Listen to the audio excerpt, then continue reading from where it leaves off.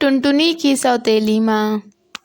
टुनटुनी की माँ उसे जन्म देते ही चल बसी। ऐसे छोटी बच्ची के लिए बंटी कबूतर ने पिंकी चिड़िया से शादी कर ली। वैसे तो पिंकी चिड़िया टुनटुनी को ज़्यादा पसंद नहीं करती थी, लेकिन जब से उसने अपनी बेटी को जन्म दिया तब से उसका व्यवहार बिल्कुल बदल गया था। माँ, भूख लगी है, मुझे भी दूध दो ना। दूध चाहिए दूध? तू पिएगी तो मेरी दुलारी चिड़िया क्या पिएगी? काम की ना काज की, दुश्मन अनाज की। चल भाग यहाँ से, जा डिब्बे में रोटी पड़ी होंगी, खा ले। लेकिन माँ। चुप, जब देखो माँ माँ करके मेरी जान खाई रहती है। मर गई तेरी माँ, तू भी उसके पास चली जाएगी तो मेरी जान छूटेगी। टुनटुनी चिड़िया अभी 5 साल की थी। पिंकी चिड़िया हमेशा सौतेला व्यवहार करती। बंटी कबूतर एक व्यापारी था। हफ्ते 15 दिन, कभी कभी तो महीने भर के लिए चला जाता। टुनटुनी सुन, अगर तूने अपने पिताजी को ये बताया कि माँ मुझसे काम कराती हैं और पीने के लिए दूध नहीं देती, तो देख रही है, इस चाकू से तेरा गला काट दूंगी। नहीं बताऊंगी माँ, नहीं बताऊंगी, लेकिन आप मुझे मारना मत। आप जैसा कहोगी मैं वैसा ही करूंगी। ये हुई ना बात। चल अब एक काम कर, मेरे लिए 1 कप चाय बना दे। माँ, पर मुझे तो चाय बनानी आती नहीं है। तू चिंता मत कर, चाय खाना मैं सब बनाना सिखा दूंगी। आखिर ये सब काम आगे चलकर तुझे ही तो करने पड़ेंगे। समय गुजरता गया और पिंकी चिड़िया के अत्याचार बढ़ते गए। पिंकी चिड़िया ने उसके बाजू में गरम चिमटा लगाते हुए कहा, तब तेरे हाथ में गर्म चिमटे नहीं लगेंगे तब तक तेरी रोटी गोल नहीं बनेगी। मैं जल गई। मत मारो माँ, मत मारो माँ, मैं बनाती हूँ, गोल रोटी बनाती हूँ। अब आई ना अकल ठिकाने। 1-2 गरम चिमटे और लगाऊंगी ना, बिल्कुल चांद सी गोल रोटी बनाने लगेगी। हाँ। टुनटुनी चिड़िया रोते हुए बोली, नहीं माँ, देखो मैंने अभी बिल्कुल गोल रोटी बनाई है, पर मेरे हाथ जल गए हैं। बहुत दर्द हो रहा है माँ। ज्यादा नाटक करने की जरूरत नहीं है, समझी? जल्दी कर और स्कूल चली जा। और खबरदार, अगर किसी को ये बात बताई तो। नहीं बताऊंगी माँ, रोटियाँ बना दी है, अब मैं स्कूल चली जाती हूँ। हाँ ठीक है, जा। और स्कूल में सो मत जाना, कहीं वहाँ कहे कि माँ ने सुबह सुबह 4:30 बजे जगाकर खाना बनवाया था। ऐसे ही समय गुजरता गया। अब की बार बंटी कबूतर बहुत दिनों में वापस आया। वो अपने दोनों बेटियों से बोला, बेटी तुम दोनों मेरे पास आओ। देखो मैं तुम दोनों के लिए क्या लाया हूँ। दुलारी देखो, तुम्हारे लिए ये नाचने वाली गुड़िया, और टुनटुनी तुमने कैलकुलेटर मंगवाया था ना, वो लाया हूँ। हाँ पिताजी, मुझे इसकी बहुत जरूरत थी। इस बार 12वीं की परीक्षा है। पढ़ाई लिखाई में तो आपकी बेटी का जरा भी ध्यान नहीं है। पता नहीं कैसे पास होगी। ये कैलकुलेटर से क्या गणित जोड़ेगी? इसे तो पूरे दिन गिट्टे उछालने से ही फुर्सत नहीं। इसलिए ये कैलकुलेटर दुलारी को दे दो। उसकी भी तो 8वीं की परीक्षा है इस बार। ये क्या सुन रहा हूँ टुनटुनी? जब भी आता हूँ तुम्हारी शिकायत सुनने को मिलती है। पढ़ना है तो पढ़ो, वरना अगले साल ब्याह कर दूंगा। टुनटुनी जरा मेरे लिए खिचड़ी बना दे, तब तक मैं थोड़ा आराम कर लूँ। टुनटुनी खिचड़ी बनाने लगी तो अचानक से खिचड़ी जल गई। पिंकी ने जब खिचड़ी देखी तो जोर से चिल्लाई, टुनटुनी तूने खिचड़ी जला दी। अब जब मैं तुझे जलाऊंगी ना, तब पता चलेगा। पिंकी चिड़िया ने गर्म पानी टुनटुनी के ऊपर डाल दिया। टुनटुनी चिड़िया तड़पती रह गई। बस करो माँ, बस करो, अब और बर्दाश्त नहीं होता। काश आज मेरी माँ जिंदा होती। तो चली क्यों नहीं जाती अपनी माँ के पास? कब तक मेरी छाती पर मूंग डालती रहेगी? जंगल में कालू नाम का कावा था, जो अक्सर टुनटुनी को परेशान देखा करता था। एक दिन उसने टुनटुनी से पूछा और टुनटुनी चिड़िया ने उसे सारी बात बता दी। कैसी माँ है तुम्हारी? इतना जुल्म कोई किसी के साथ कैसे कर सकता है? तुम अपने पिताजी को क्यों नहीं बताती हैं? पिताजी बाहर रहते हैं। अगर मैंने उन्हें सब बताया तो वो अपना काम कैसे कर पाएंगे? चिंता के मारे मर जाएंगे। वैसे भी अब तो इन सब बातों की आदत सी हो गई है। दूसरी तरफ टुनटुनी की सौतेली माँ टुनटुनी से छुटकारा पाने के लिए जंगल के डॉन भुल्ला चील के पास जाती है और भुल्ला चील के साथ टुनटुनी का 5 लाख का सौदा पक्का कर देती है। कल जब दुलारी और टुनटुनी स्कूल से आ रही होंगी तब तुम उसे किडनैप कर लेना, और हाँ, मेरी दुलारी को कुछ नहीं होना चाहिए।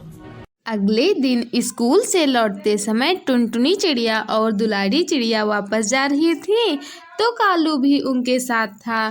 तभी भुल्ला चील और उसके साथी ने टुनटुनी के बजाय दुलारी चिड़िया को उठा लिया और उसे गाड़ी में डालकर ले गए। क्या तुम उन्हें जानती थी? नहीं, मैंने उन्हें पहले कभी नहीं देखा। अब क्या होगा, ना जाने क्या करेंगे वो दुलारी चिड़िया के साथ। वो दोनों गाड़ी का पीछा करते हैं। दीदी मुझे बचा लो, दीदी मुझे बचा लो, टुनटुनी दीदी मुझे बचा लो। कालू कावा ने उन गुंडों की खूब पिटाई करी और टुनटुनी ने पुलिस को खबर करी। पुलिस ने उन्हें पकड़ लिया और उन गुंडों ने पुलिस को बता दिया कि उसकी माँ ने उसे 5 लाख रुपए में बेचा है। टुनटुनी, मैं नहीं जानती थी कि जो गड्ढा मैंने तुम्हारे लिए खोदा था उसमें मेरी बेटी ही गिर जाएगी। मैंने तो तुमसे छुटकारा पाने के लिए सौदा किया था, लेकिन वो लोग दुलारी को ले गए। लेकिन तुमने ऐसा क्यों किया? क्योंकि ये मेरी सौतेली बेटी है। मैं इससे नफरत करती थी, लेकिन आज इसी सौतेली बेटी ने मेरी दुलारी को बचा लिया, वरना आज ना जाने क्या हो जाता। चलो अब जेल में चक्की पीसना। अपनी बेटी को बेचने के जुर्म में हम तुम्हें गिरफ्तार करते हैं। नहीं सर, मैं अपनी माँ के खिलाफ कोई केस नहीं करना चाहती। जैसी भी है, मेरी माँ है। देखा आपने, जिस सौतेली बेटी को आप नर्क में ढकेल रही थी वो आपका बचाव कर रही है। मुझे माफ कर दे टुनटुनी बेटा, आज के बाद मैं तुझे दुलारी से भी ज्यादा प्यार करूँगी। इतना सुनकर टुनटुनी चिड़िया की आंखों में आंसू आ गए। माँ, इस प्यार के लिए मैं कब से तरस रही थी। शरारती कालू कौवा।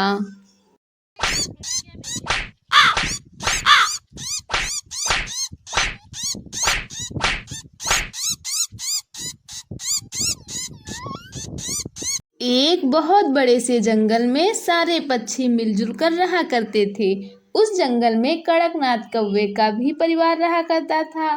कड़कनाथ कौवे का एक बेटा था कालू कौवा। वह बहुत शरारती था।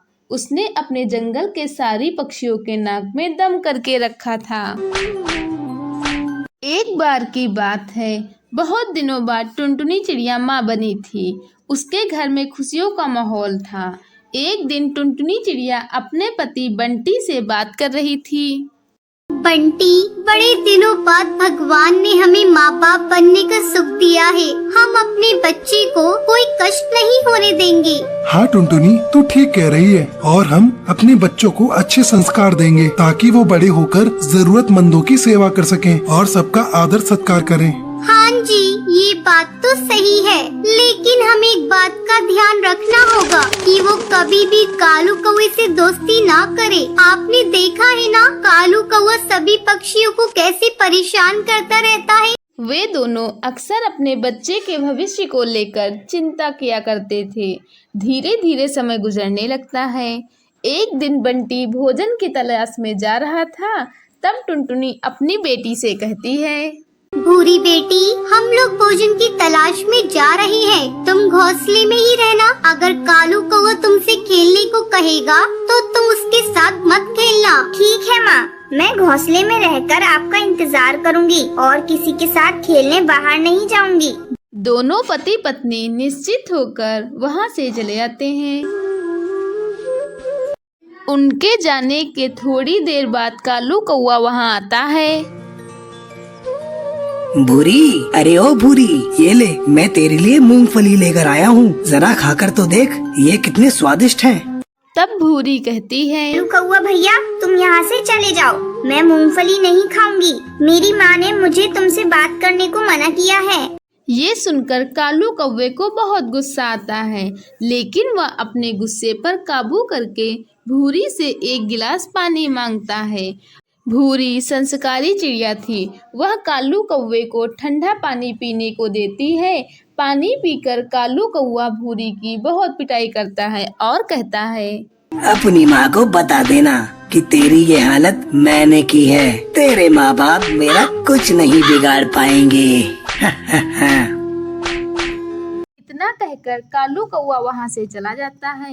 भूरी दर्द से कहार रही थी। शाम को जब टुनटुनी चिड़िया और बंटी कबूतर घर आते हैं तो अपनी बेटी की हालत देखकर घबरा जाते हैं। भूरी अपनी माँ को सारी बात बताती है।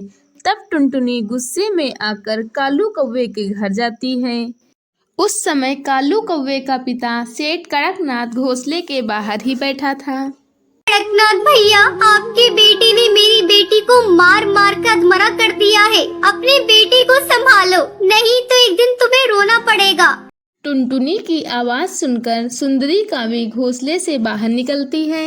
टुनटुनी चिड़िया, जब से तुम माँ बनी हो तुम बहुत घमंडी हो गई हो। मेरा बेटा तुम्हारी आंखों में चुभने लगा है। ये देखो, मेरा बेटा बैठकर पढ़ाई कर रहा है। कल उसका इम्तिहान है। तुम्हारी बेटी झूठ बोल रही है। अब जाओ यहाँ से। अगर तुमने दोबारा मेरी बेटे की शिकायत की तो मुझसे बुरा कोई नहीं होगा। इस घटना के कुछ दिनों तक कालू कौवा शांत रहता है।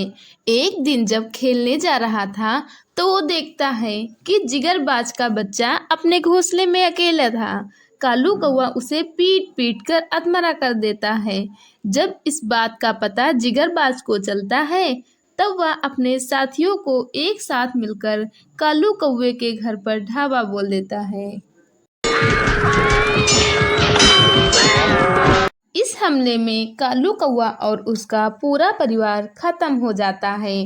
कालू कौवे के बुरे कर्मों का फल उसके परिवार को भुगतना पड़ता है। उस दिन के बाद से जंगल के सभी पक्षी खुशी खुशी रहने लगते हैं।